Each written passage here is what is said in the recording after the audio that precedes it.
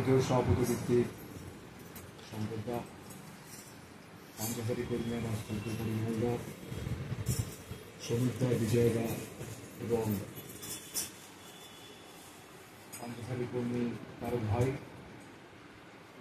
উপস্থিত আজকের সৎসঙ্গে দাদা ও মায়েরা, আজকের এই বিশেষ অনুষ্ঠান বিনয়দা কবিতা মায়ের একমাত্র নাতি 5 বছরে পড়েছে, তার সেই জন্মদিন উপলক্ষে আজকের এই আয়োজনটা করা হয়েছে সৎসঙ্গে। এটা ভালো, অর্থাৎ মুখ্য এখানে ঠাকুর। আমরা জন্মদিনগুলো কি করে পালন করি আমরা সবাই জানি, কিন্তু যারা ঠাকুরের দীক্ষা নিয়েছেন, ঠাকুরের প্রতি যাদের বিশ্বাস, আস্থা, ভরসা গভীর, তারা কিন্তু সংসার জীবনের সমস্ত অনুষ্ঠানকে ঠাকুরকে কেন্দ্র করে তারা করবে। এবং এই যে করার মধ্যে যে কি আনন্দ, করার মধ্যে যে কতটা ব্লেসিং, সেটা যারা করে তারা কিন্তু উপলব্ধি করে। মানুষ যাই বলুক, মানুষ যাই সমালোচনা করুক, সত্য কিন্তু সমস্ত পরিস্থিতির মধ্যে সত্যই থেকে যায়। মেঘ যদি সূর্যকে ঢেকে রাখে তাহলে কিন্তু ঢেকে রাখতে পারে না, আবার সূর্য জ্বলন্ত হয়ে পরিস্ফুটিত হয়। তাই যারা আমরা বিশ্বাস করি আমাদের সর্বকর্মের মধ্যে দিয়ে ঠাকুরকে কেন্দ্র করে, তারা কিন্তু সেই কর্মের মধ্যে দিয়ে নিজেরা আনন্দ পাবেন এবং মানুষকে আনন্দ দেবেন। আমি বিনয়দা এবং কবিতা মা খুবই খুবই ইষ্টপ্রবণ, ভীষণ ইষ্টমুখী তাদের চলন। আমি দয়ালের আতুল চরণে তার নাতির এবং পরিবারের সকলের সুস্থ সত্য মঙ্গল জীবনে প্রার্থনা। একটা অনিশ্চিত জীবনের মধ্যে দিয়ে আমরা কিন্তু চলছি। আমাদের জীবনের নিশ্চয়তা নেই। প্রতিদিনের ঘটনাগুলো যখন শুনবেন বা জানবেন, হাড় হিম হয়ে যায়, মনোকষ্ট হয়। কি চলছে, কি পরিবেশের মধ্যে আমরা রয়েছি, নিরাপত্তা আমরা পাচ্ছি না কোথাও। আমাদের জীবনটা এমনি ভাবে একটা অনিশ্চিত জায়গায় এসে দাঁড়িয়েছে। রক্ষক যখন ভক্ষক হয় তখন এইরকমই চেহারা আমরা দেখতে পারি। পরিণতি ভালো নয়, কিন্তু সেই পরিণতিতে পৌঁছবার আগে কিন্তু মানুষের অনেক জীবন চলে যাচ্ছে, অনেক ফ্যামিলি রুইন হয়ে যাচ্ছে। ঠাকুর পাবনার হিমায়তপুরে জন্মগ্রহণ করলেন মানুষের সমস্ত দিক থেকে মঙ্গলের পথে তাদেরকে ঠেলে দেবার জন্য, শান্তির পথে ঠেলে দেবার জন্য, তাদের নিরাপত্তা দেবার জন্য তিনি ওখানে থাকলেন। 1920 সালে, 1918 সালে পাবনার হিমায়তপুরে প্রথম বিশ্বগুরু সম্মেলন হয়েছিল। অর্থাৎ শ্রী শ্রী ঠাকুর অনুকূল চন্দ্র যে পৃথিবীর বুকে তিনি এসেছেন মানব কল্যাণে, শুধু একটা জাতির জন্য নয়, সমগ্র পৃথিবীর সর্ব জাতির জন্য। যেমন আমরা বিশ্বাস করি যীশুখ্রিস্ট কিন্তু শুধুমাত্র খ্রিস্টানদের জন্য আসেননি, বা গৌতম বুদ্ধ শুধুমাত্র খ্রিস্টানদের জন্য আসেননি, হযরত রাসূল শুধুমাত্র খ্রিস্টানদের জন্য আসেননি, ভগবান শ্রীকৃষ্ণ, চৈতন্যদেব, রামকৃষ্ণদেব এবং সাইমেলটেনাসলি শ্রী শ্রী ঠাকুর দুজন। এটা বুঝতে হবে। এটা বুঝতে গেলে তাদের জীবনীটা কি চর্চা করতে হবে, শুনতে হবে। সৎসঙ্গের মধ্যে দিয়ে আমরা বুঝতে পারবো যে এরা সারা পৃথিবীর মানুষের মঙ্গলের জন্য এসেছে। কিন্তু টিকতে পারলেন না ঠাকুর, ওখানে টিকতে পারলেন না। রাজনৈতিক দল হলে মারামারি খুনোখুনি আগেই লেগে যেত, ঠাকুর সেটা কিন্তু করলেন না। প্রেমের ঠাকুর তো ভালোবাসা দিয়ে সবকিছু জয় করলেন। 1918 সালে যখন বিশ্বগুরু সম্মেলনে হই হই রব, আপনারা সেই কাহিনীগুলো পড়বেন। কলকাতার সঙ্গে তার আগে পাবনার হিমায়তপুরে খুব একটা যোগাযোগ ছিল না, অর্থাৎ ঠাকুরকে কলকাতার শিক্ষিত সম্প্রদায় তখন চিনত না। ওই 1918 সালে বিশ্বগুরু সম্মেলনের মধ্যে দিয়ে কলকাতা থেকে বহু মানুষ পাবনার হিমায়তপুরে গেলেন, ঠাকুরকে চিনলেন, তার আদর্শকে চিনলেন এবং এক বাক্যে স্বীকার করলেন যে তিনি এসে গেছেন। তিনি সারা পৃথিবীর মানুষের জন্য, মঙ্গলের জন্য যে বার্তা দিচ্ছেন, এর উপর আর কোনো বার্তা নেই। এতখানি কনভিকশন শিক্ষিত সম্প্রদায়। শিক্ষিত কারা? ব্যারিস্টার, জজ, প্রফেসর, ক্যালকাটা ইউনিভার্সিটির বাঘা বাঘা প্রফেসর, এরা শিখায়। আমরা তো অশিক্ষিত মানুষ, আমরা ভক্তি বসে মনে করি, তারা শিখায়। এই বিশ্বগুরু সম্মেলনের পর বাংলাদেশ, এখনকার যে বাংলাদেশের সর্বত্র ছড়িয়ে পড়লো ঠাকুরের নাম, সর্বত্র নাম কীর্তন, যাজন। তখনই কিন্তু ডিপি ওয়ার্ক শুরু হয়েছিল, যে ডিপি ওয়ার্ক আমরা করছি। তখনই কিন্তু ঠাকুর, প্রফেসর শরৎচন্দ্র হালদার, ডক্টর তৈলক্যনাথ চক্রবর্তী বিরাট বড় কেমিস্ট ছিলেন, বহু বিদেশে তিনি ঘোরা, বৈজ্ঞানিক কৃষ্ণপ্রসন্ন ভট্টাচার্য, ব্যারিস্টার সুশীলচন্দ্র বসু, এরা ডিপি ওয়ার্ক করছেন তখন। ওই বিশ্বগুরু কুষ্টিয়াতে সম্মেলন সাকসেসফুল থেকে ঠাকুরের এক ভক্ত প্রতি বছর তখন যশোর জেলায় করতে শুরু করলো, যশোর আর খুলনাতে। ওই বিশ্বগুরু সম্মেলনের মতো বড় করে সম্মেলন করে প্রতি বছর করতে শুরু করলো। 12 বছর সেখানে সেই সম্মেলনটা হয়েছিল। মুসলিম সম্প্রদায়ের ঈর্ষার কারণ হয়ে গেলেন ঠাকুর সাংঘাতিক ভাবে।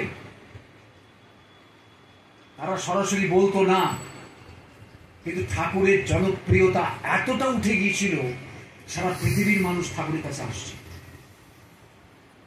এই ঈর্ষাটাকে তারা কিন্তু নিতে পারল না। তাই ছলে বলে কৌশলে পাবনার হিমায়তপুর থেকে ঠাকুরকে তাড়াতে হবে।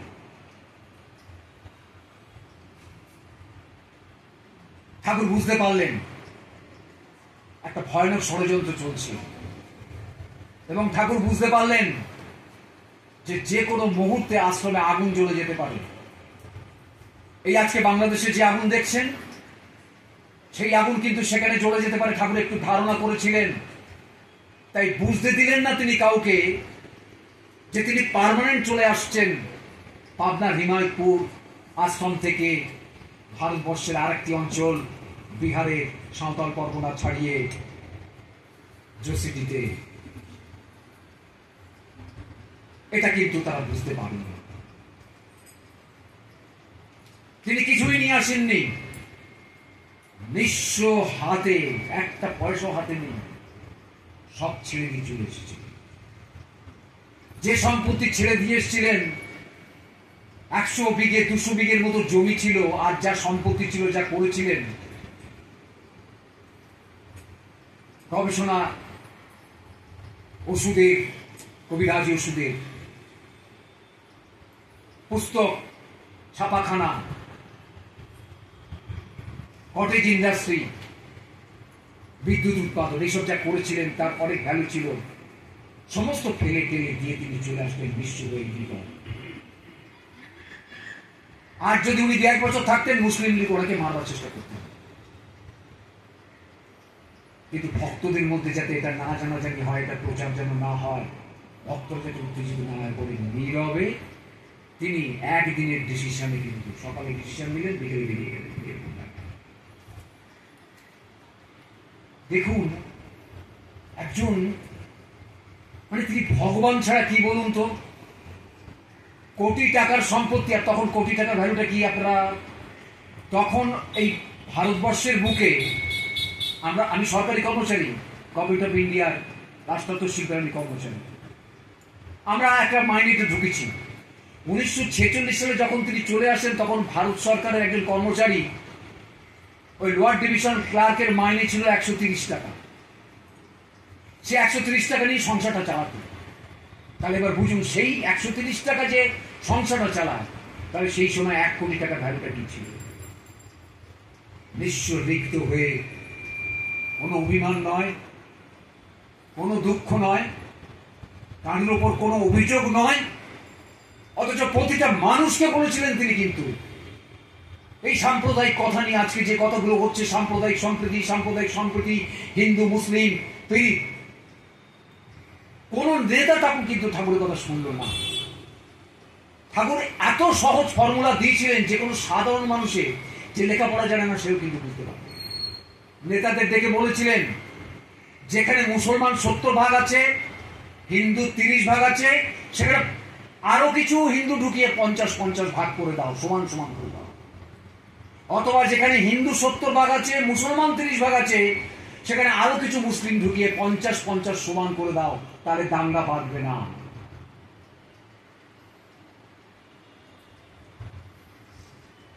তারা বুঝতে পেরেছিলেন ঠাকুরের ফর্মুলাটা, কিন্তু কাজে তারা করেননি, ব্যক্তিগত স্বার্থে, ক্ষমতার লোভে। তাই নীরবে কোন অভিযোগ না করে তিনি চলে আসলেন আশ্রমে। এসে তখন তারা কেউ খেতে পাচ্ছে না, ওই 1 দলা করে খিচুড়ি এই খেতে পাচ্ছে না, কি অনেকে চলে যাচ্ছে, কষ্ট সহ্য করতে পারছে না, যারা পারছে তারা বলছে। নিদারুণ কষ্টের মধ্যে আদর্শটাকে মানুষের মধ্যে ফুটিয়ে তুলে মানুষের মঙ্গলের জন্য যা যা প্রয়োজন সেই কথা চালিয়ে দিয়ে তার মধ্যে ভক্তদের স্নেহ, মায়া, মমতা, ভালোবাসা সমস্ত কিছু দিয়ে তাদের কিন্তু উদ্দীপ্ত করে তুললেন। ভাবুন তো, দিনের পর দিন ডাল ভাত খাচ্ছে না, কখনো 8 পেটা খাচ্ছে, তাই নিয়ে আনন্দে উদ্যম উৎসব নিয়ে তারা মানুষের কাছে যাচ্ছে, সত্য কথা বলছে, ঠাকুরের কথা বলছে। তিনি আদর্শ পুরুষ, তার জীবনে তার কথাগুলো হচ্ছে মানুষের প্রকৃত মঙ্গল, বেঁচে থাকার আনন্দ, শান্তির সন্ধান পাবে সে। আজও 137 বছর অতিক্রান্ত, আজও তাই পরম্পরা, তার বংশধরেরা আচার্য পরম্পরায় সেটি অনুসরণ করে চলেছে। বিপদ আজকে খুব কাছে এসে গেছে, ঢুকে গেছে, ঘরে ঘরে শয়তানরা ঢুকে বসে আছে, আমরা তাদের দেখতে পাচ্ছি না, মুখোশ পরে আছে, কখন কার কি ক্ষতি করবে আমরা কিন্তু জানি না। অনিশ্চিত জীবন। প্লেনে উঠলে আমি জানি না আমি নামতে পারবো কিনা, ট্রেনে উঠলে আমি জানি না আমি নির্দিষ্ট স্থানে পৌঁছতে পারবো কিনা, ঘরে শুয়ে আছে আমি জানি না ভূমিকম্পে আমার ছাত্রা রাতের অন্ধকারে আমার ঘাড়ের মধ্যে পড়বে কিনা। ঠাকুর কিন্তু এই অবস্থার মধ্যে কিন্তু বাঁচার গ্যারান্টি দিয়ে গেলেন। এক যজন যাজন নিষ্ঠবিধি, নিষ্ঠা সহকারে যজন যাজন নিষ্ঠবিধি যে পালন করবে, পৃথিবীর কোন বিপদ তাকে স্পর্শ করবে। প্রকৃত সাধন ভজন যা তিনি করতে বলেছেন, অতি প্রত্যুষে সূর্য ওঠার আগে গ্রাম্য মুহূর্তে সাধন ভজন শুরু করতে বলেছেন। যারা করেন, আমার কথা তারা বুঝতে পারবেন, তারা 24 ঘন্টার মধ্যে কোথাও নিরাপত্তাহীনতায় ভোগেন না, ইনসিকিউরিটিতে তারা ভোগেন না, তারা আনন্দে থাকেন, তারা শান্তিতে থাকেন, তাদের মধ্যে আত্মবিশ্বাস ভরপুর থাকে, তারা বেঁচে থাকার আনন্দ পান, তারা ঠাকুরের মধ্যে সমস্ত কিছু পাওয়ার আশা, ভরসা, বিশ্বাসটা খুঁজে পান, যা পৃথিবীর কোনো মানুষ দিতে পারে না। আজও সত্য, আজও খারাপ সময়ের মধ্যে দিয়ে আমরা চলেছি। তাই ডিপি ওয়ার্ক, এই সাংঘাতিক ভাবে ডিপি ওয়ার্ক সারা ভারতবর্ষ চলছে। মানুষের দরজায় দরজায় পৌঁছো নির্দেশ দিচ্ছেন, মানুষকে বাঁচাও বলছেন। মানুষ খুব অসহায়, তাকে কেউ ভরসা দিতে পারছে না, যারা ভরসা দিচ্ছে তারা ঠকাচ্ছে।